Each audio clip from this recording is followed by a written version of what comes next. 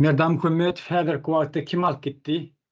Haýsy at familiýadaky adamlar tarapyndan alınıp gidildi ýurdun içine. Onu gaty düýpleýin ýyzarlanyp otýar. Onam elbetde ýakyn wagtda hökmany ýagdaýda biljek. Emiki buň aňyrsyny ýetjek we düýbüni öwrenjek.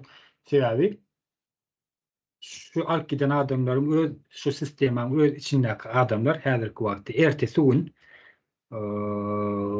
çağalarynyň çağalaryny halas etmek üçin halkyň tarapyna geçen adamlary bar. Şol adamlar tarapyndan emiki häzirki wagtda maglumat alyp otýar. Ony aýda oturmaly bärde. Ýöne ertesi gün düşünýän adamlar bar da häzirki wagtda kellesiniň gitjegini bilip oturan adamlar bar. Öz kellesi gitsede çağalarynyň altyklarynyň nebereleriniň gelejegini pikirlenen adamlar bar. Şolar häzirki wagtda öňüni görüp bu maglumatlary emikimiz bilen